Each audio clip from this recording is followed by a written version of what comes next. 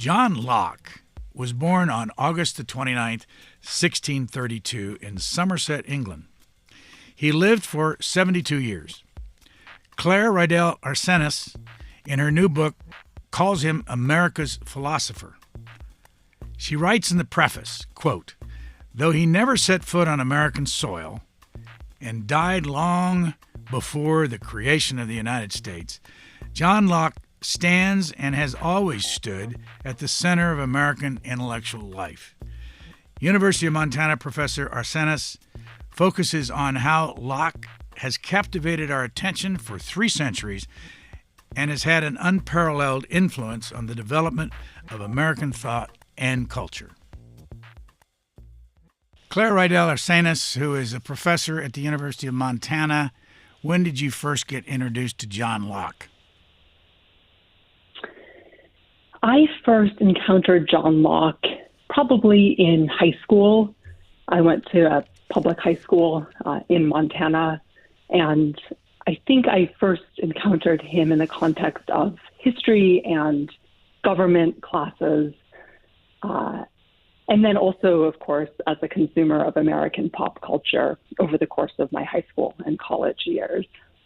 What led you to doing a book, and what was your audience initially for this book? Yeah, so the book itself began with a bit of a puzzle, a bit of a surprise. And it started at first as just a very sort of small paper that I decided to write in graduate school. To take a step back, by training as an undergraduate and in my early years of graduate school, I was a classicist. I studied the ancient world. And then I became increasingly interested in how, in particular, Americans, but also other people in the 18th and 19th and 20th centuries used the ancient world, what we might characterize as sort of the reception of the ancient world. But at some point, I decided that, a lot had been written about what Americans thought about Plato and Aristotle and Cicero, and I wanted to write about something a little bit different. And so I started looking around for questions that I had and people I was familiar with. And one person that kept coming back to me time and again was John Locke. I was very familiar with his 2 treatises of government. I was introduced to them, as I said, in high school. I'd read them in college in the context of political theory and philosophy classes. And I thought, I feel like I know something about Locke. I have a sense that he was important. He was important for the 18th century founding fathers. He's important in the 21st century. But there was something that was sort of murky and missing for me in the middle.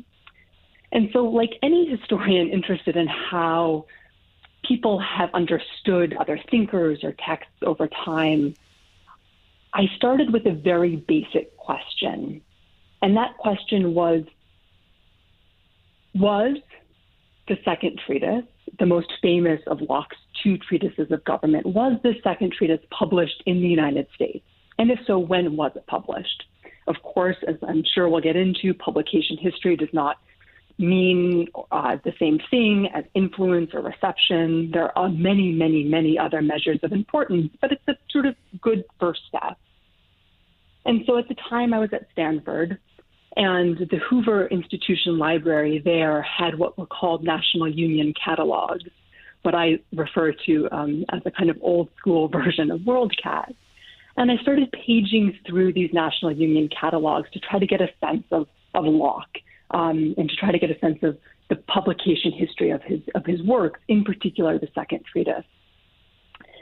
And in this back room at the Hoover Library, in about 2010, 2011, I discovered something that was shocking to me. And what I discovered was that Locke's second treatise, the 2 treatises of government, wasn't published in the United States between the late 18th century, 1773, and the early 20th century. And this was surprising to me, right? Because it was the text I knew best. It was a text that I assumed all Americans had always been attached to for reasons that, I'm sure we'll talk about. But it wasn't published. And so why was this? Did this mean that it wasn't important? Did this mean that Locke wasn't important? Or did this mean that there was something else going on? And so with that as my starting point, I began actually looking at how Americans had read and used and thought about Locke over the course of American history. And in doing so, I discovered some, to my mind, quite sort of interesting and surprising things. And I discovered that the story of Locke in America is actually significantly more complicated and complex than I had known previously. Paint a picture of John Locke. When did he live? Where did he live? Where did he go to school? What did he study? That kind of thing. Yeah, so Locke was born in 1632 in Sommerset, England. He dies in 1704, so he lives just into the 18th century in Essex, England as well. I refer to Locke as a 17th century philosopher, and he is, I would say, known for many things. He is a very polyvalent, sort of interesting and interested man.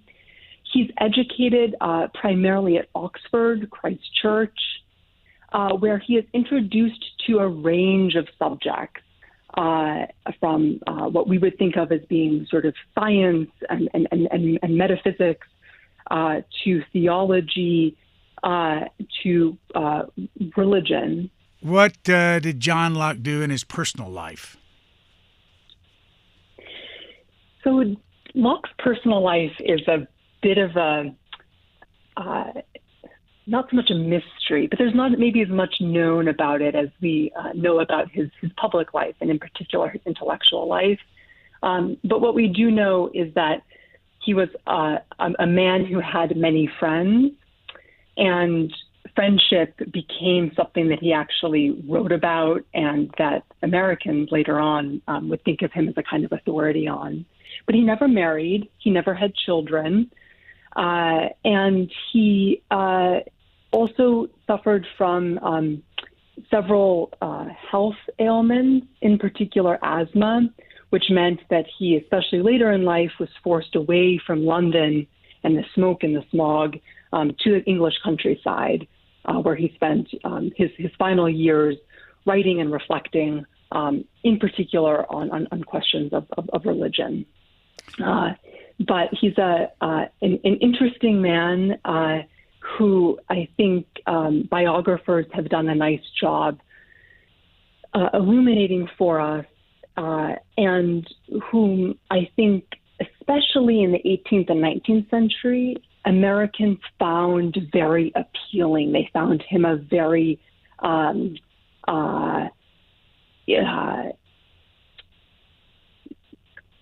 sort of interesting person to think with, because I think they found him rather ordinary. There are amusing anecdotes that emerge about Locke spending days trying to get a pair of gloves made. We have a sense of him as a real human being, a kind of, humble, curious person, rather than some disconnected philosopher secluded in a kind of ivory tower. He's really a sort of down-to-earth man who's living, of course, in a very tumultuous time, which gives him a lot of opportunities to write and to think about topics that are meaningful to him and that remain meaningful to people since the 17th century. If I read it correctly, you graduated from the University of Wisconsin in 2010? I did. What did you study there? So I studied classics primarily, so ancient Greek and Latin. I was initially drawn to archaeology. I thought that accessing the past through material culture would be a sort of interesting topic of study and then a career. But I pretty quickly discovered that what I wanted to do, in fact, was understand what people were thinking about, not so much what they did or how they lived, but rather what occupied their minds. And so, of course, I moved a bit away from archaeology and eventually away from classics to more in the direction of political theory and philosophy, and then finally history. Do you credit anybody in your life of getting you involved in this? Like you talked about getting interested in Locke in high school, but what about this overall mission that you've been on? Yeah, so absolutely. I mean, I give a tremendous amount of credit to Professor Jennifer Rotner Rosenhagen at the University of Wisconsin. She was a mentor of mine, and she really introduced me to the field of American intellectual history through her work on Nietzsche, and I took a fantastic seminar from her on Emerson my junior year of college that opened my eyes to the American or United States side of things with respect to political theory and philosophy and intellectual history. And I would say that for sort of me, those very formative years in college and early graduate school, she played a very important role. And then also Carolyn Winter, who supervised my PhD dissertation, who has been asking similar questions about the American Enlightenment in the 18th century and how it's remembered in a century since. So I feel very fortunate to have two important and strong mentors who have helped me and guided me over the last 10 to 15 years. I was introduced to your book in the Wall Street Journal with the review by Barton Swaim. Do you have any sense how that got there? This is a book published by the University of Chicago. They often don't, promote them the same way some of the commercial booksellers do. Give us a sense of, and what impact has this review had on, since this book has come out? Yeah, so I mean, I give a tremendous amount of credit to the press for doing a good job of publicizing my book. And maybe to go back to one of your earlier questions about my intended audience, before I speak about the Wall Street Journal review in particular, right? I mean, I've written an academic book. I've written a book that I hope speaks to people in the academy. But at the same time, I hope I've written a book that also interests and speaks to a wider public of interested people around the world, and perhaps in the United States in particular. Why the Wall Street Journal picked up on it, I think, speaks in large part to the continued relevance and importance that Locke plays in contemporary political debates and political discourse. And so I think that many Americans have a very, even if they don't know a whole lot about Locke, they have a sort of sense, as I did, that somehow Locke is important for the American story. And so I think that readers might be drawn to my book with a sort of sense of Locke's importance, and then hoping, I hope, to find out a little bit more about that. I think what Mr. Swaim's review in the Wall Street Journal has done for the book, of course, it's increased awareness of it. But I also think in some ways, and if I may speak frankly here, I think Swaim misses some of what I'm hoping to do and what I hoped to do with this work, which is introduce Americans to how different Locke was in the 18th and 19th centuries, no matter what we think about him today, and that in arguing for the diversity of ways in which Americans have used Locke, my intention is not to downplay or minimize Locke's political thinking or its importance for Americans in the past, but rather to place that in a much broader and deeper context of Americans' obsession with Locke for all sorts of reasons in the 18th century. And what I also think was interesting about Mr. Swaim's, review and commentary, which I very much appreciated, he engaged, I think, seriously with my work. But he also took my work as a rejection of Locke's importance for a tradition of liberalism and a tradition of American political thinking. And in fact, what my book does is show that in some ways Locke is much more important in the 18th century for the generation of the American founders than we have previously known. But he's important in slightly different ways. And he's important primarily because whole range of Americans, not just the sort of elite political thinkers, people like Jefferson and Madison and others, are reading and thinking and engaging with his political thought, but because Locke permeates American intellectual life. Mothers are raising their children according to Locke's, recommendations for child rearing. They've encountered Locke primarily as an epistemologist, as somebody who helps them understand how humans acquire knowledge and understanding of the world around them. And so all of the more particular political uses need to be understood in the context of this much deeper and richer engagement with Locke.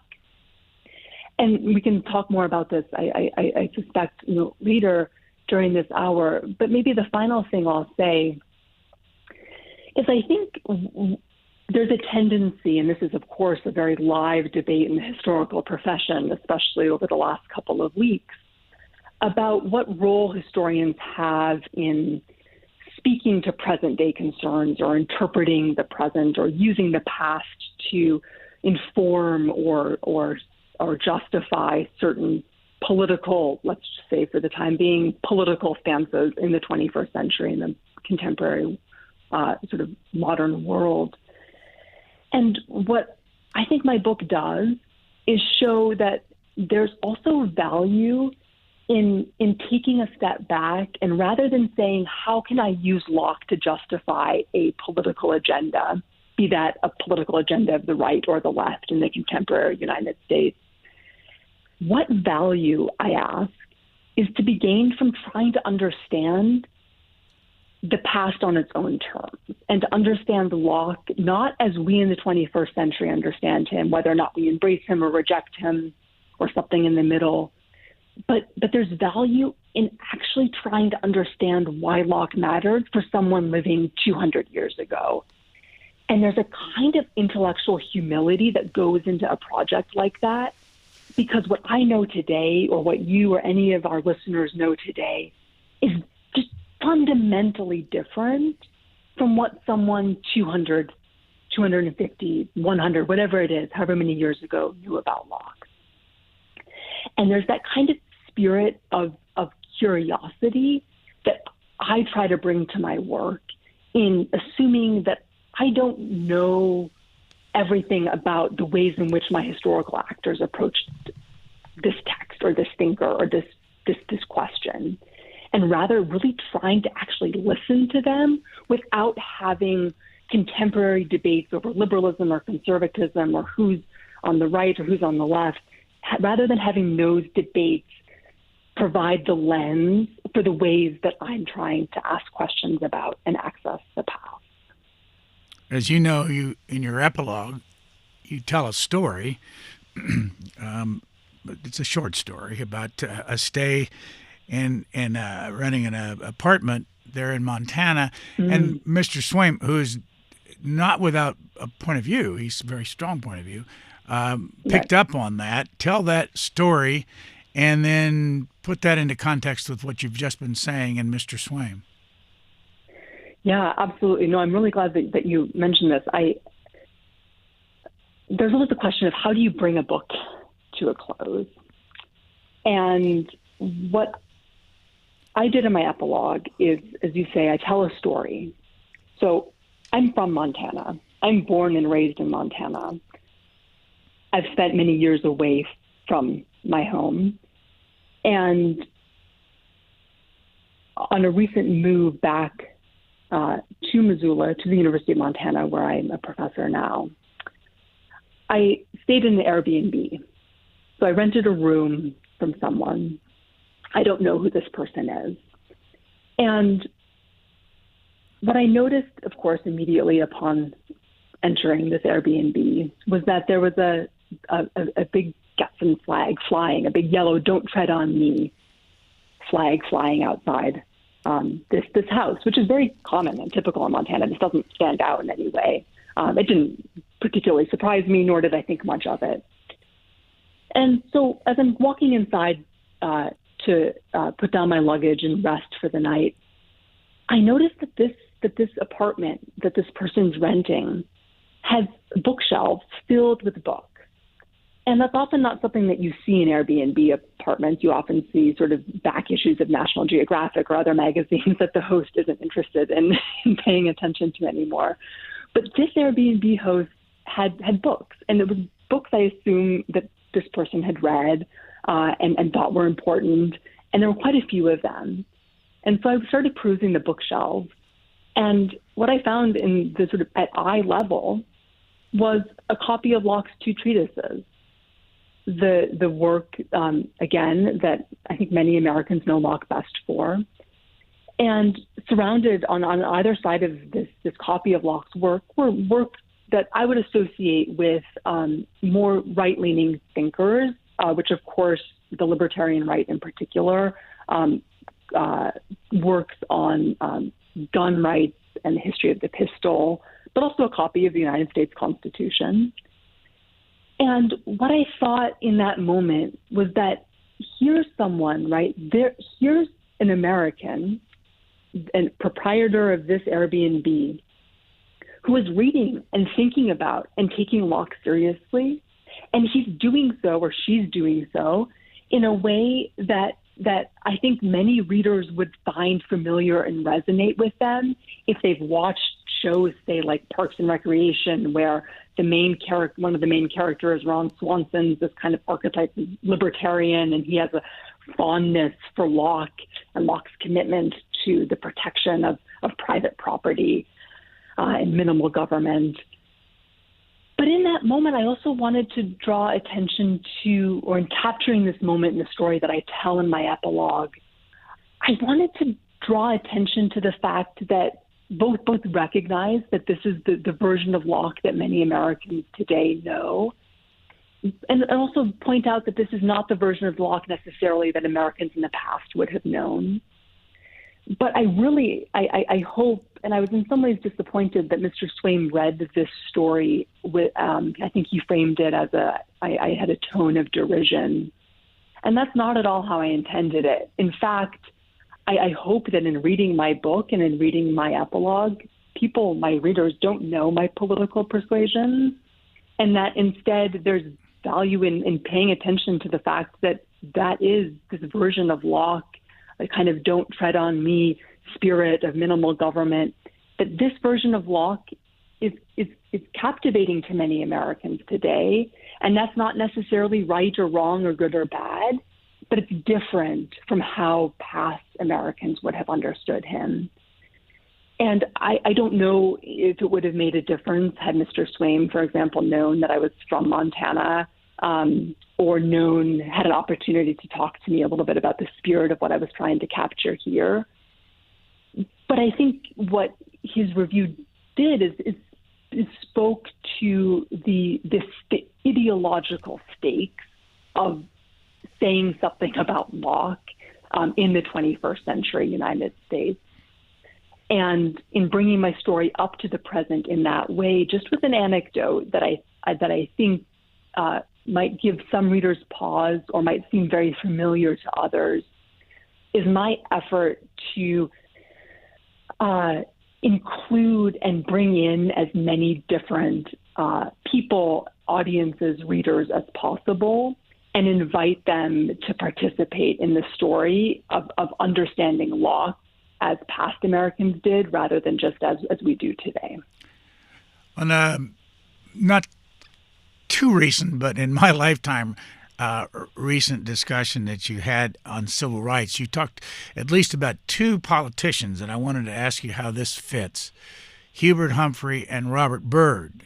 And Byrd, a Democrat, though, tried to stop the Civil Rights Bill back in 1964. And Humphrey was very much for the Civil Rights Bill. Both of them used Locke. Explain that. And have you seen this in other places in the discussion of Locke over the last 3 centuries?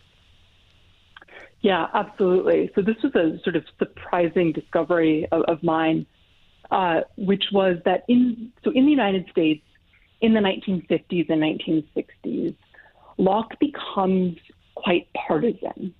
And what I mean by that is that there's a general understanding from both, let's for the sake of simplicity say, the right and the left, or sort of liberals and conservatives, there's a general acceptance and understanding of Locke's importance.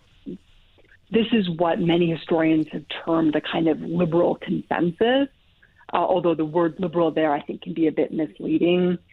It's referring much more to not so much a sort of big D Democrat or political party, but rather a sort of understanding of an American political tradition as connected to commitments to democracy and small L liberalism, et cetera.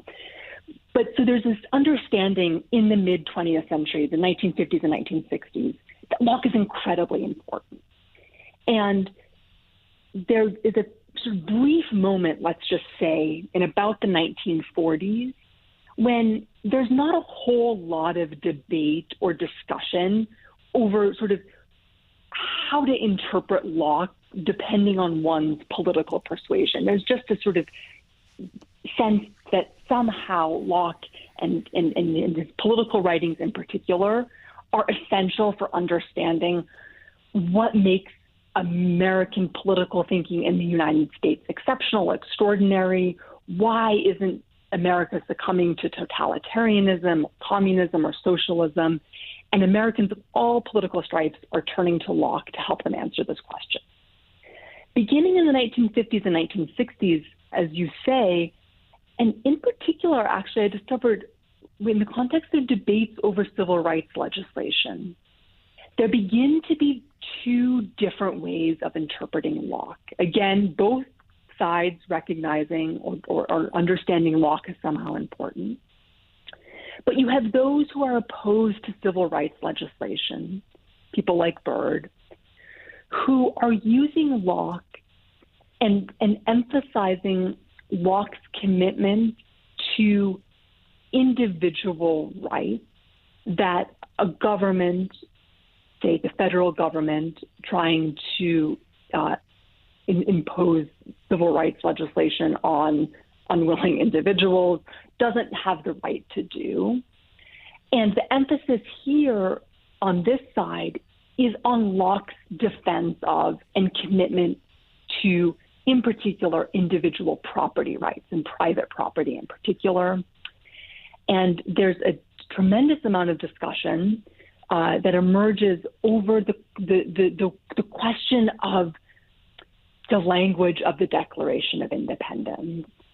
And in Jefferson's triad of life, liberty, and the pursuit of happiness, does the pursuit of happiness mean property, or does it mean something different? And so those opposed to civil rights legislation, people like Byrd and others, will turn to Jefferson, turn to the Declaration of Independence, and turn to Locke and say what Jefferson meant here by the pursuit of happiness was essentially the same thing that we would understand as being the right to private property and essentially the right to be relatively left alone from an overbearing federal or government. Those on the other side, people like Humphrey, those who are supportive of civil rights legislation and see the tremendous good that it and the necessity for it, they don't say that Locke is unimportant. They don't say that we don't need to be paying attention to the Second Treatise.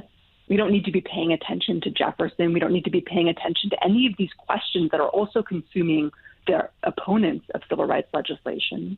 Instead, they say we need to pay attention to the ways in which Americans in the 18th century, people like Thomas Jefferson, changed the triad of life, liberty, and property to life, liberty, and the pursuit of happiness. And in so doing, actually expanded beyond a kind of narrow conception of commitments to individual property and individual rights. And instead, we're much more concerned about the greater good and concerned and interested in questions to do with society and community and equality rather than individual property rights. And this was interesting to me because I think particularly in contemporary, this is another example of how things were different with respect to Locke's place and reception and influence in the 1960s than they are today. I think many people now on both the right and the left are willing to give up on Locke. Right? Why pay attention? We don't need Locke. We don't need the second treatise.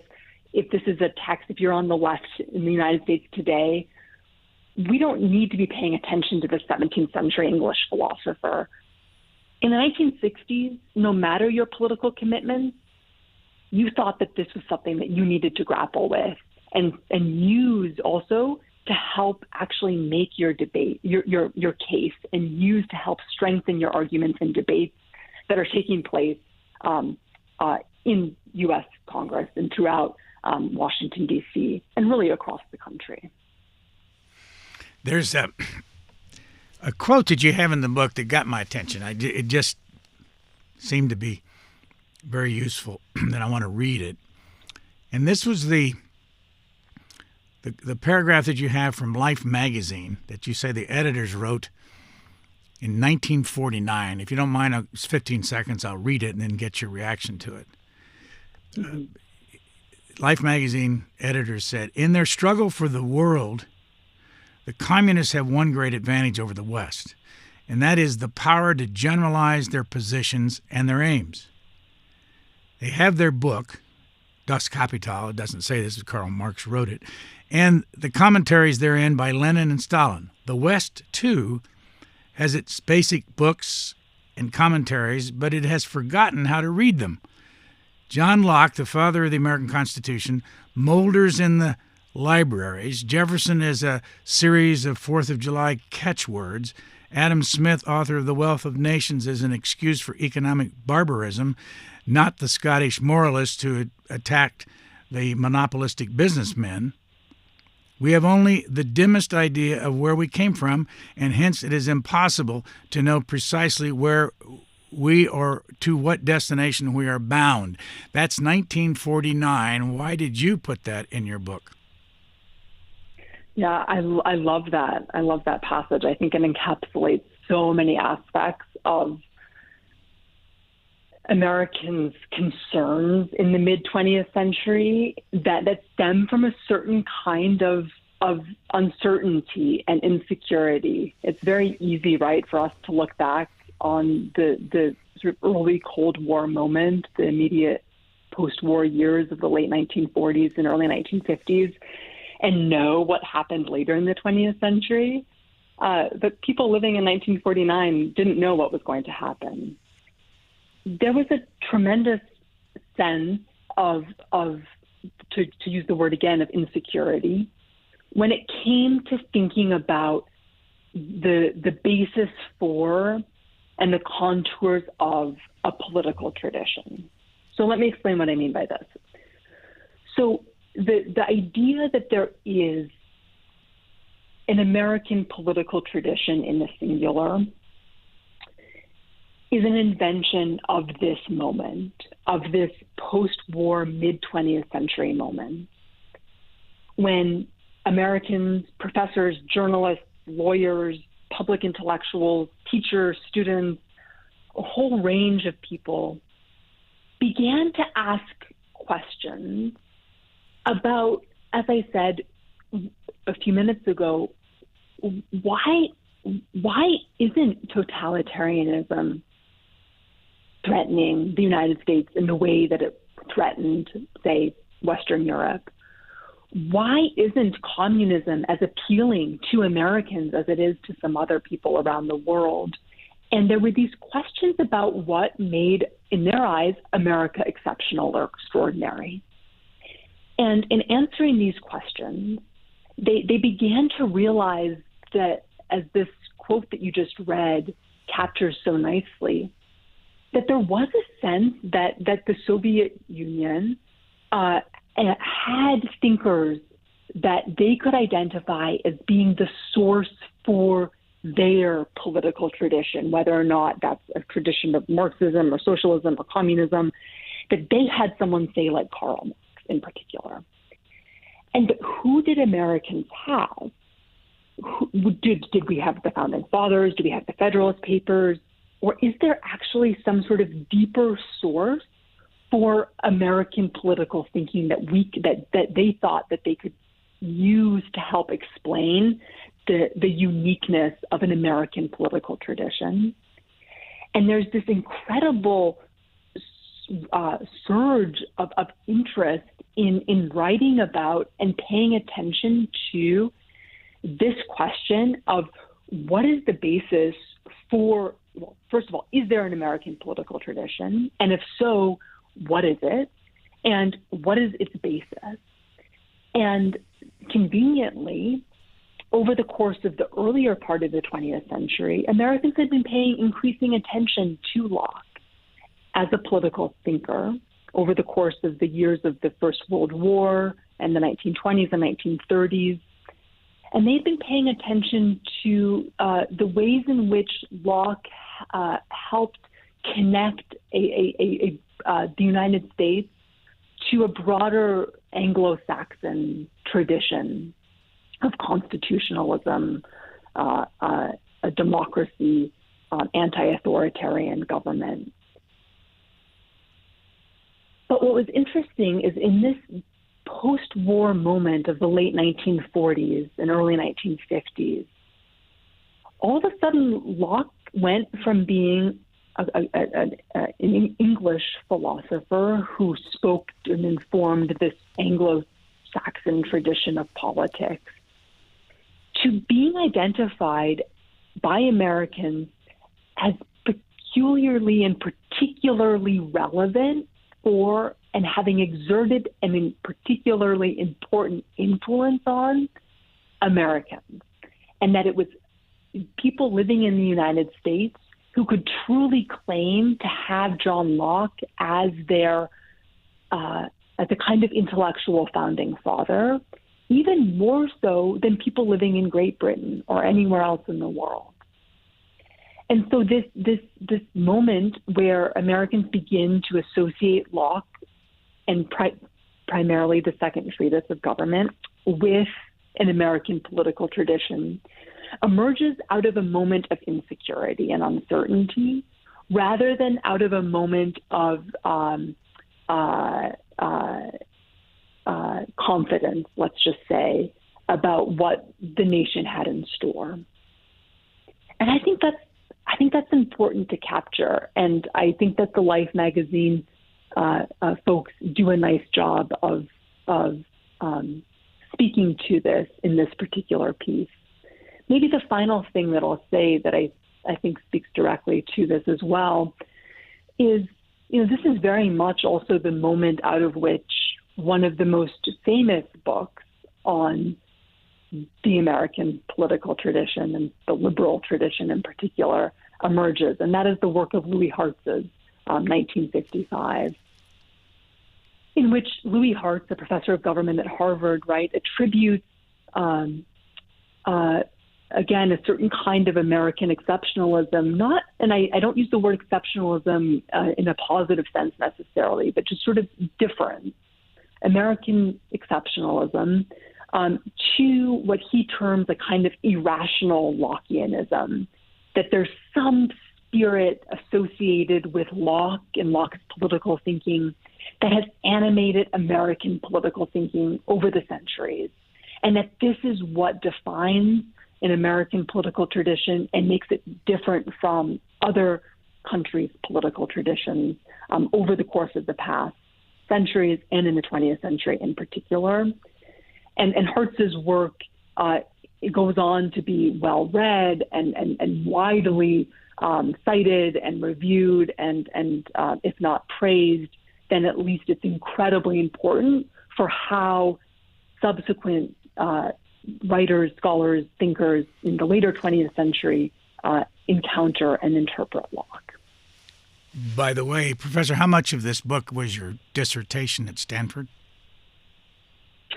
Yeah, so the broad contours of it were my dissertation, but the emphasis and the focus in particular that I place, the time that I spend on the 19th century and some of the sort of strange things, and we can talk about these, that I discovered about, the very particular way in which 19th century Americans are using Locke.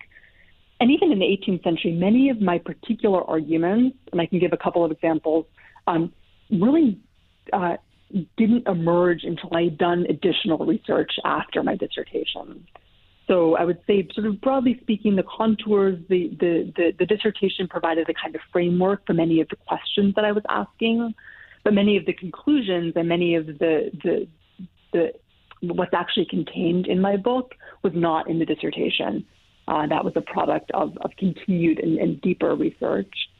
And I'm happy to, if you'd like, to just give a couple of examples of things that I discovered as I began asking more and more questions about Locke. Let me ask you one other thing.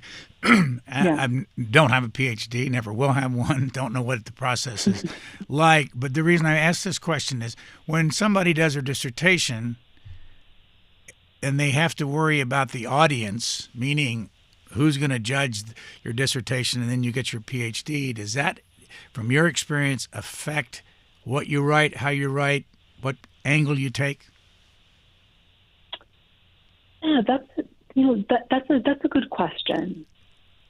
And the short answer, of course, is yes, because ultimately, in the context of graduate education and a PhD in particular, what you write has to pass muster. It has to please the committee of your supervisors, who are either ultimately going to decide whether or not you are deserving of the degree, your work is rigorous enough to qualify as making a significant and new contribution to the historical profession and our understanding of the past. And so, of course, that's always what you have in the back of your mind, is your very immediate audience of your PhD supervisors. And that's important. But I actually felt, and maybe I was, and I'd be very curious to talk to other people. This is not actually something that I've spent a lot of time, talking with colleagues about. But I actually felt like in my graduate career, I was encouraged to pursue bigger questions than I would be able to fully answer as a graduate student. And so my book, emerged out of an understanding that my dissertation would be a start. I would know what questions I would be asking, and I would have a sense of some of my conclusions based on the research that I had done. But that my dissertation wasn't the end point. Rather, that was the beginning of then what would turn into a book. And so even from the very beginning, I felt free to think about my audience more broadly. And I felt free to think about reaching not just historians who are interested in the history of intellectual life in the United States, but rather I thought about, reaching an audience of philosophers, of political theorists, but also, as I said, even at the dissertation stage, not that people would read it, but that the questions that I would be asking would be relevant for those people I had conversations with sit down on an airplane and someone asks you what you do.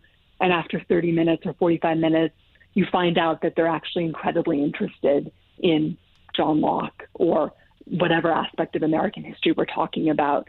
But they've never been to graduate school. They're not even a history major. They're just an interested member of the public. And I always wanted my work to speak to them as much as it did to my PhD supervisor or the person who was actually going to be judging it for its intellectual and academic rigor. What year? Maybe just one other thing. Yeah. Or go ahead. No, I was just going to ask you what year you got your PhD at Stanford. So I got my PhD in 2016. So we're now in 2022. Explain to us the process of how you get a book published, and from your knowledge, why did the University of Chicago think this was important enough to put in a book? Yeah. So this is something that I think varies very much project to project. I decided early on that, well, maybe just to take a step back, there are two routes, I would say, that historians can go when they publish a book, to speak sort of very simply. One is that they can go with an academic press, something like the University of Chicago, Princeton University Press, Harvard University Press, one of the big academic presses. And the advantage of this approach, and ultimately the reason why I chose this approach, is that those presses are generally the ones that are marketing and promoting books to fellow academics. And they also allow you the space in the context of your work to signal and to include the richness and texture of the research that you've done. So if you read my book, a lot of my work is happening in archives, looking at manuscripts that aren't published, that no one else is really looking at or paying attention to. For example, I spend a lot of time in collections of student notes from people who we don't know their names, but their families deposited their notebooks from their college years in the Princeton Library, and I have access to those student notes, and I use those notes to help understand how that student in the 1880s was encountering Locke, say, at Princeton. And so in going with an academic press, I'm able to include that kind of methodological and source-based information in, for example, extensive footnotes or in the way that I frame my discussion. Whereas in the other approach, the one that I didn't take, but that I think would have ultimately resulted in my book getting perhaps even more attention, would have been to go with a more trade route, to go with a bigger press, a bigger publishing house, not connected to a university. And the advantage there, of course, would be a wider audience, perhaps. The disadvantage for me was that it wouldn't let me do or demonstrate, I should say, and explain the kind of deeply archival and deeply academic work that undergirded a book that I hope then speaks to a wider audience, if that makes sense. And so the process of publishing a book, again, varies. I was fortunate to work with a press and a series of editors who saw a lot of promise and potential in my dissertation and in my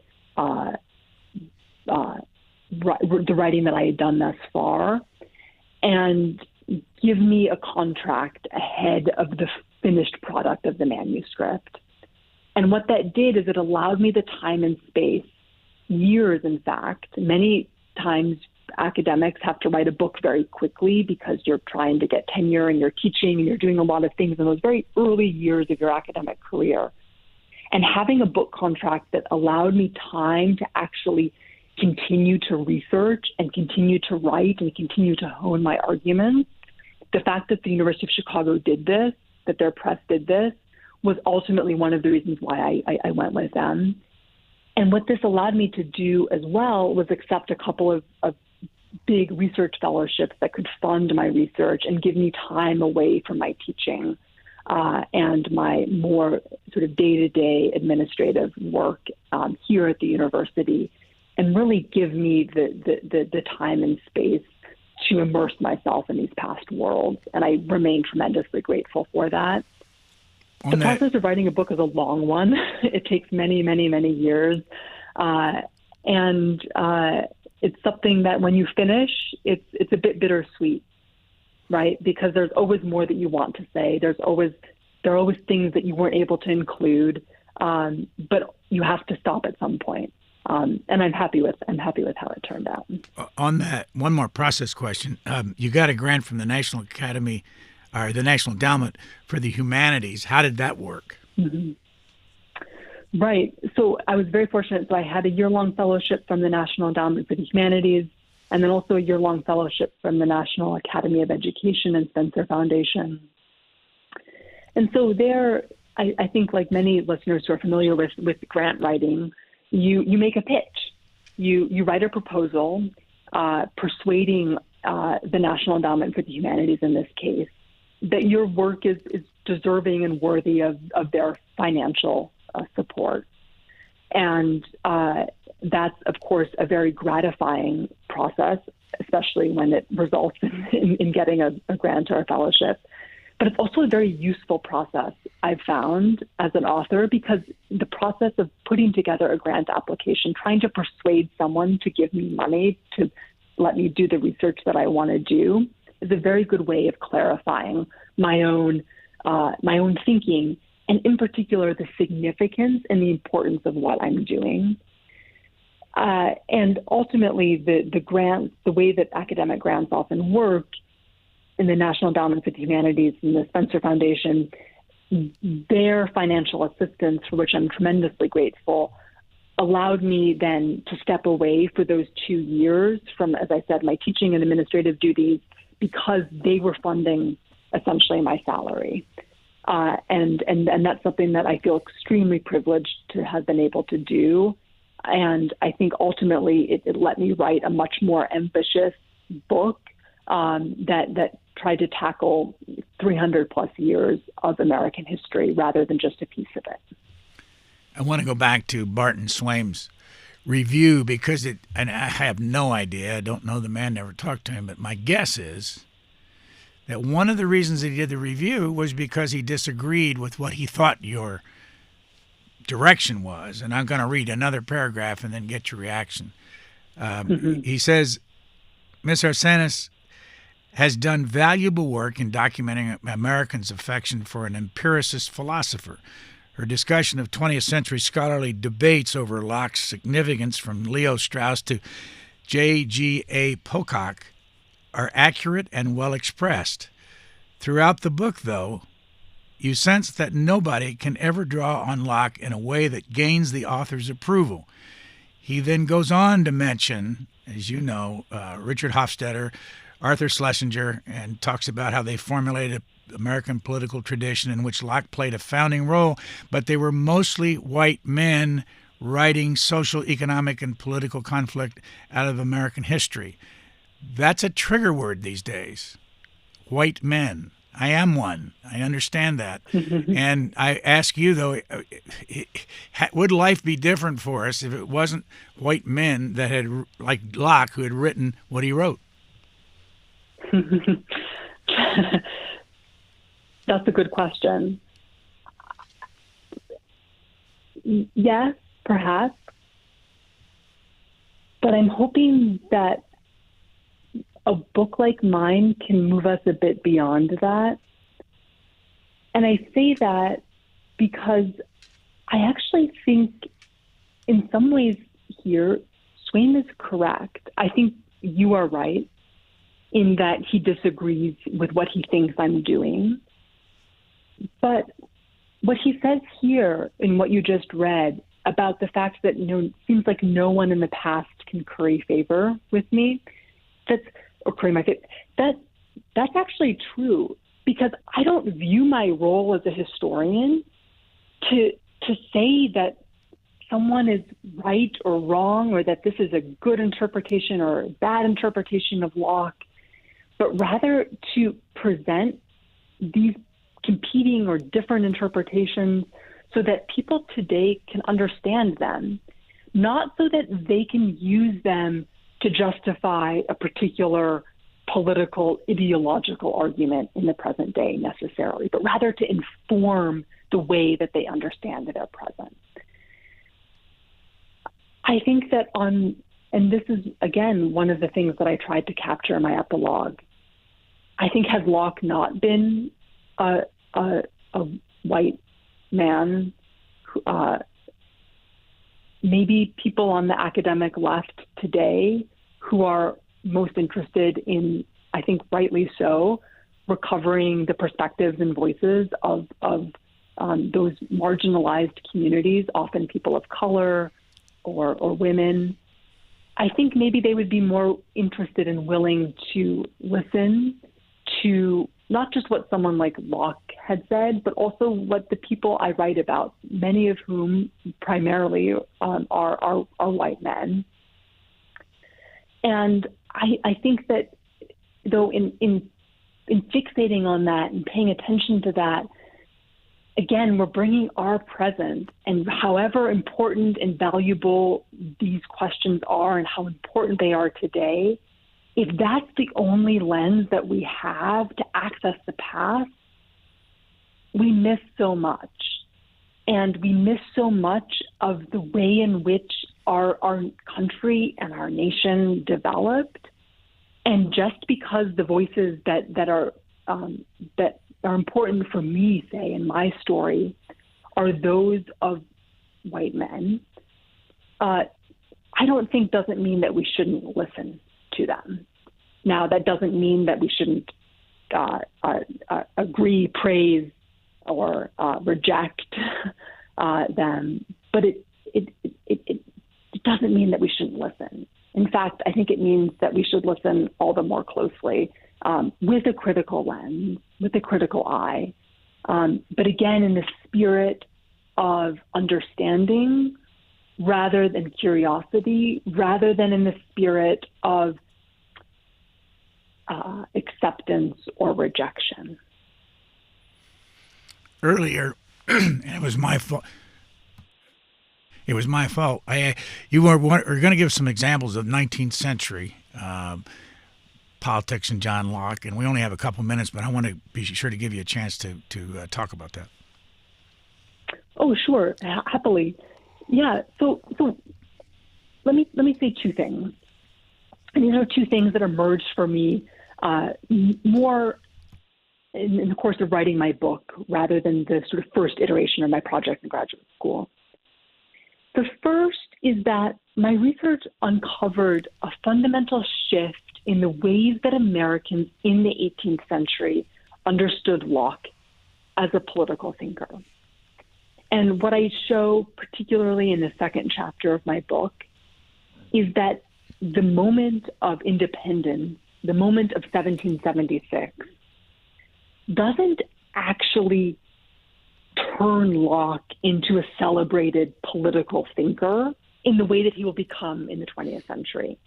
Now, I want to be perfectly clear, this does not mean that Americans are not reading and appreciating and using Locke's political thought, in particular his second treatise. They absolutely are.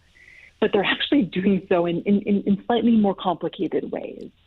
What I mean by this is that in the years leading up to 1776, there was an understanding among the revolutionary generation that Locke was important, that Locke spoke to concerns that they had about the encroachment of the British government on the American colonies. And they used Locke in ways that other scholars and historians have documented very nicely. But what happened in 1776 and over the course of the 1770s and 1780s is that Americans actually begin to find fault with Locke's political thinking. And they do so because they begin to construe Locke as a political theorist, a political philosopher who's concerned about abstract questions of how government is formed and doesn't actually address or speak to particular practical questions of on-the-ground nation-forming and political creation. And instead, what they begin to do is they begin to portray and read Locke as being sort of presenting valuable political theories, but not actually being able to put those political theories into practice. And they begin to draw more on their own experience at political and government formation than on the political theories of someone like Locke. So there's actually a really important shift that happens in the 1770s and 1780s that's lost when we simply say, Locke was important, or no, Locke wasn't important because Americans were actually interested more in traditions of, say, republicanism, etc. But then let me just say one other thing, and this is connected.